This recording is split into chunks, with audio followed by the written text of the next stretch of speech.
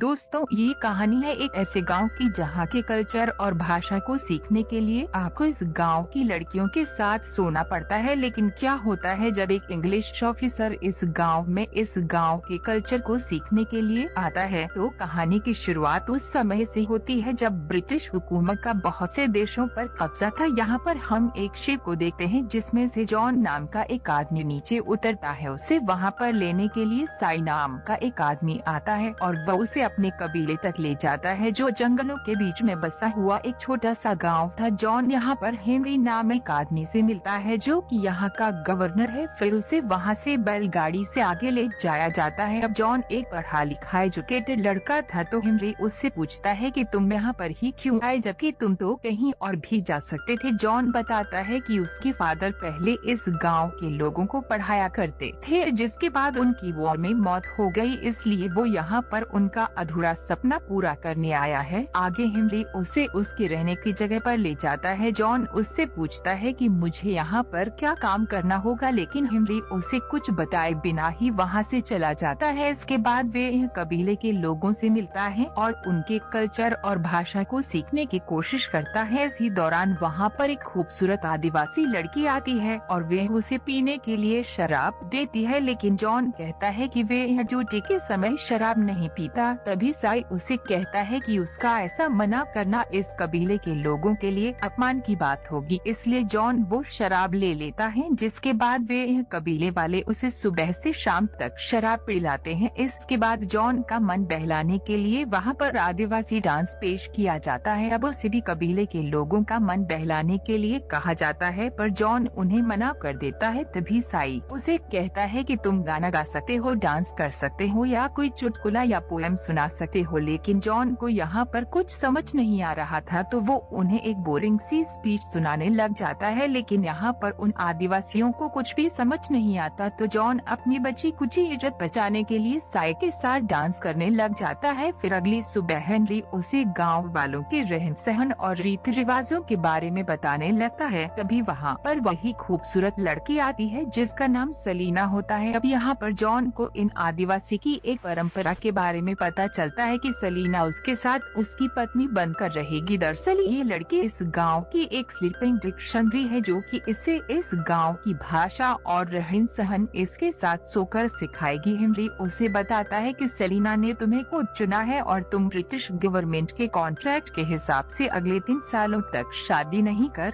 सकते, इसलिए तुम इतने सालों में यहाँ पर अकेले पड़ जाओगे। अब बेहतर तो यही रहेगा कि तुम्हें ये ऑफर मान लेना चाहिए। लेकिन जॉन उन्हें मना कर देता है और कहता है कि सलीना उसके साथ सोए बिना भी उसको भाषा और कल्चर सिखा सकती है। लेकिन आखिर में डिसीजन ये लिया जाता है कि जॉन को हेनरी की बात माननी पड़ती है और उसी दिन से सलीना उसके साथ उसके घर पर रहने लगती है। लेकिन अब साथ रहने के बाद भी जॉन उसे छूता तक नहीं। अब सारी चीजें उनका बावर्ची भी देखा करता था और उसे लगता था कि जॉन को लड़के पसंद है, इसलिए वो अगले दिन जॉन के लिए एक लड़का लेकर आता है और उसे कहता है कि आज रात तुम इसके साथ सो जाना। अब ये देखकर जॉन घबरा जाता है और उस पर गुस्सा करने लगता है। वहीं सलीना भी ये सब देख रही होती है और वो भी गुस्सा होकर वहाँ से चली जाती है। सुबह होते ही जब जॉन बाहर आता है तो वो देखता है कि सलीना तो पूरी रात उसके घर के नीचे सोई हुई थी। फिर बावर्ची बताता है कि अब वो अपने घर वापस नहीं जा सकती क्योंकि लोगों को ऐसा लगेगा कि तुम उसके साथ इसलिए नहीं सोए क्योंकि वो बदसूरत है। अब जॉन उसे प्यार से समझाते हुए कहता है कि मैं तुमको पसंद तो करता हूँ लेकिन मैं तुम्हारे साथ सो नहीं सकता क्योंकि मेरा मन ऐसा करने के लिए मान नहीं रहा, लेकिन मैं यह प्रॉमिस करता हूँ कि मैं तुम्हारे साथ सोने की कोशिश जरूर करूँगा। फिर उसी रात सलीना उसे गाँव की भाषा सिखाने लगती है लेकिन अभी भी वो उसके साथ नहीं सोता। फिर एक दिन सलीना उससे पूछती है कि क्या तुम कभी किसी के साथ इंटीमेट हुए हो, जिस पर जॉन कहता है कि नहीं और मैं ये तब तक नहीं करूँगा जब तक मेरी शादी ना हो जाए। सलीना कहती है कि फिर तो शादी के बाद तुम अपनी पत्नी को खुश नहीं कर पाओगे क्योंकि तुम्हें इसकी प्रैक्टिस नहीं होगी। अब इससे तुम्हारी वाइफ तुमसे नाखुश रहेगी और किसी और आदमी के साथ अफेयर कर लेगी। अब उसकी ये बात सुनकर जॉन को हंसी आ जाती है। फिर अगले दिन से जॉन उनके गांव वालों से घुलने मिलने लगता है और उनके साथ उनके लोकल गेम्स भी खेलने लगता है। इसी के साथ रात को वह सलीना से उसकी भाषा सीखता है। यहाँ पर जॉन उसे अंग्रेजी बोलना सिखाता आता है और वो उसे अपनी भाषा सिखाती है। इसी दौरान वो दोनों एक दूसरे के करीब आ जाते हैं और एक दूसरे को किस करने लगते हैं। अब इसी के चलते जॉन में भी जोश आ जाता है और वो उसके साथ इंटीमेट हो जाता है। अब इसके बाद से हम देखते हैं कि जब भी जॉन अपने काम से घर लौटता वो सेलिना के साथ इंटीमेट होता। फिर काम खत्म होने के बाद वो उसे अपने साथ सोने के लिए कहता है, लेकिन इस पर सेलिना उसे कहती है कि हमारी गांव की परंपरा के अनुसार अगर कोई भी लड़की किसी लड़के के साथ 5 रातों से ज्यादा सो लेती है तो उससे उसके साथ एंगेज माना जाता है और मुझे पूरा भरोसा है कि तुम मेरे साथ एंगेजमेंट तो कभी नहीं करोगे। फिर उसी रात गांव में सरकार के कुछ लोग आते हैं और उनमें से एक डैनियल होता है जिसे कबीले के लोग कुछ खास ज्यादा पसंद नहीं थे और उनमें से एक होती है गवर्नर की बेटी जेसिका। वहीं हेनरी जॉन से कहता है कि तुम्हें सिर्फ ब्रिटिश हुकूमत के लिए ही काम करना होगा और कबीले के लोगों को तुम सिर्फ काम के नजरिए से देखोगे। फिर अगले दिन जेसिका जॉन के साथ गांव जाती है जहां पर वो देखती है कि जॉन कबीले के लोगों से काफी घुल मिल गया है और उनसे उन्हीं की भाषा में बात कर रहा है। अब जेसिका पूरा टाइम जॉन के साथ ही रहती है जिस वजह से सेलिना को जेसिका बिल्कुल भी पसंद नहीं आती। फिर एक दिन उनके गांव में कुछ बीमार लोग आते हैं और उनके वहां पर पहुंचते ही उनकी मौत हो जाती है। फिर इन लोगों के शरीर की जांच करने पर उनको पता चलता है कि दूसरे कबीले में महामारी फैलने से इनकी मौत हो गई है। फिर रात को जॉन सेलिना से अपने बिहेवियर के लिए माफी मांगता है। वो कहता है कि हम दोनों के बीच में कुछ तो स्पेशल है, जिस पर सेलिना उसे कहती है कि हम सिर्फ इंटीमेट होते हैं और इसके अलावा हमारे बीच में कुछ भी नहीं है। जिसके बाद वो अपनी टांगे खोलकर वहाँ पर बैठ जाती है और उसे कहती है कि तुम्हें जो करना है कर लो, क्योंकि तुम इसके अलावा और कुछ कर भी नहीं सकते। अभी सुनकर जॉन को गुस्सा आ जाता है और वे वहाँ से चला जाता है। फिर अगले दिन कुछ लोग दूसरे गांव की तरफ निकल जाते हैं जहाँ पहुंचकर वो देखते हैं कि चारों तरफ लाशें बिखरी हुई हैं। अब जॉन ये सब कुछ देखकर समझ जाता है कि ये कोई महामारी नहीं है, पर तभी उन पर कोई गोली से फायर करता है। अब साई और जॉन उसका पीछा करते हुए एक जगह पर पहुंचते हैं जहां पर वो देखते हैं कि कुछ व्हाइट लोग यहां पर चांदी की माइनिंग कर रहे थे। इसके साथ ही इन्हें ये भी पता चलता है कि इस गांव के लोग चावल की खेती नहीं करते थे और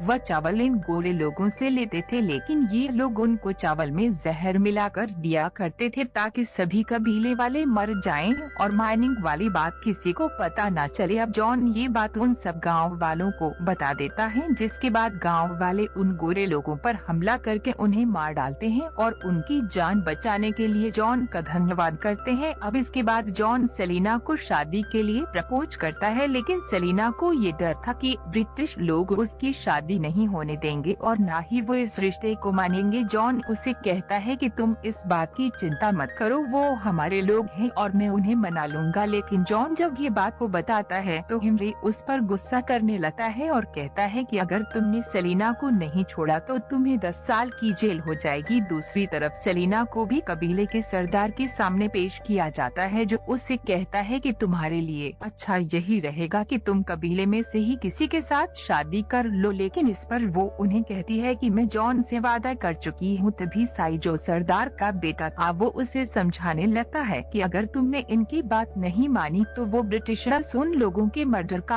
आरोप हम पर लगा देंगे, इसलिए हम तुमसे विनती करते हैं कि तुम जॉन से शादी मत करो। वहीं जॉन भी सेलिना को ढूंढता हुआ वहाँ पर पहुँच जाता है और देखता है कि उन्होंने उसे जेल में कैद कर दिया है। इसके बाद जॉन को वापस लंदन भेज दिया जाता है, जहाँ पर उसे न चाहते हुए भी गवर्नर की बेटी जेसिका से शादी करनी पड़ती है। लेकिन हम देखते हैं कि जॉन इस शादी से बिल्कुल भी खुश नहीं था। अब ऐसे ही कुछ साल बीत जाते हैं और जॉन जेसिका को लेकर अपना अधूरा काम पूरा करने के लिए एक बार फिर से उस गांव में पहुंच जाता है। फिर रात को जब वो सभी मूवी देख रहे थे तभी जेसिका ये नोटिस करती है कि जॉन का ध्यान मूवी पर न होकर सेलिना को वहाँ पर ढूंढने में लगा है। फिर रात को जेसिका जॉन से सेलिना के बारे में बात करती है, जिस पर वो उसे बताता है कि सेलिना मेरा पहला प्यार है और मैं उसे इतनी आसानी से भूल नहीं सकता। फिर अगले दिन जब जॉन डेनियल के घर पर जाता है तो वहाँ पर उसे पता चलता है कि डेनियल अपनी स्लीपिंग डिक्शनरी को मारता पीता है। अब ये देखकर जॉन उसे झगड़ने लगता है और उस लड़की से कहता है कि अगर मैं तुम्हें फिर से हाथ लगाए तो तुम इसकी शिकायत गवर्नर से कर देना। फिर एक दिन नदी के किनारे उसे सेलिना दिखती है जिसके हाथ में गोरा बच्चा था। अब ये देखकर जॉन समझ जाता है कि ये बच्चा उसी का है। फिर रात को वो सेलिना से मिलता है, जहाँ पर वो उसे बताती है कि इस बच्चे का बाप अपसाई है क्योंकि उसने इस सब के बाद भी उसे अपनाया है और आज के बाद अब वो जॉन से कभी नहीं मिलेगी। लेकिन जॉन इतनी पाबंदियों के बाद भी सेलिना से मिलने जाता है। अब इस सब के बारे में डेनियल को पता चल जाता है और वो ये बात जाकर साई को बता देता है क्योंकि उसे जॉन बिल्कुल भी पसंद नहीं था। फिर उसी रात साई जॉन पर हमला कर देता है, लेकिन तभी सेलिना उसे बचा लेती है। फिर अगले दिन साई को भी कैदी बना लिया जाता है, जहाँ पर हेनरी उसे बताता है कि सेलिना की माँ भी एक स्लीपिंग डिक्शनरी थी और वो मेरी ही बेटी है, लेकिन वो इस बारे में कुछ नहीं जानती। फिर रात को जॉन साई को छुड़ा लेता है और तभी वहाँ पर सेलिना भी चुपके से पहुँच जाती है। फिर जॉन उसे कहता है कि कल हम दोनों साथ में बाहर चलेंगे क्योंकि ये लोग हमें साथ में जीने नहीं देंगे। लेकिन फिर अगले दिन डेनियल सेलिना को ही अपनी स्लीपिंग डिक्शनरी बना लेता है। वहीं दूसरी तरफ जब जॉन घर पर पहुंचता है तो जेसिका उसे बताती है कि वे मां बनने वाली है। वहीं डेनियल सेलिना को अलग अलग तरह से परेशान करने की कोशिश करता है, लेकिन इससे पहले कि वो उसे और तंग करता तभी वहां पर बावर्ची आकर उसे बचा लेता है। वहीं दूसरी तरफ जेसिका को भी पता चल जाता है कि जॉन वहां से भागने वाला है। वो समझ चुकी थी कि जॉन सेलिना से प्यार करता है, इसलिए वो भी उसे परमिशन दे देती है कि तुम उसी के साथ ही खुश रहो। उधर बावर्ची सेलिना को लेकर हैरी तक पहुंचता है, लेकिन जॉन अभी तक वहां पर नहीं पहुंचा था। फिर कुछ देर बाद जब जॉन वहां पर आता है तो बावर्ची उसे बताता है कि सेलिना को लगा कि तुमने उसे फिर से धोखा दे दिया, इसलिए वो ये गांव छोड़कर दूसरे गांव चली गई। अब जॉन उसे ढूंढने निकल जाता है और अगले दिन उसे सेलिना मिल जाती है। अब इससे पहले कि वो वहां से आगे जाते, डेनियल दूसरे गांव से भी वहां पर पहुंच जाता है और उन्हें बांध देता है, जिसके बाद वे सेलिना के साथ जबरदस्ती करने की कोशिश करता है। अब जॉन उसे बचाने लगता है, लेकिन डेनियल उसे मारकर नीचे गिरा देता है। इसके बाद वह जॉन को जान से मारने वाला था कि तभी कहीं से जहरीले तीर आकर उस पर लगते हैं, जो कि वहाँ के गांव वालों ने चलाए थे और ये वही गांव वाले थे जिनकी जान कई सालों पहले जॉन और सेलिना ने बचाई थी। फिर फिल्म के लास्ट सीन में हम देखते हैं कि जॉन और सेलिना उसी गांव में रहने का फैसला कर लेते हैं। और दोस्तों, इसी के साथ ही ये कहानी यहीं खत्म हो जाती है।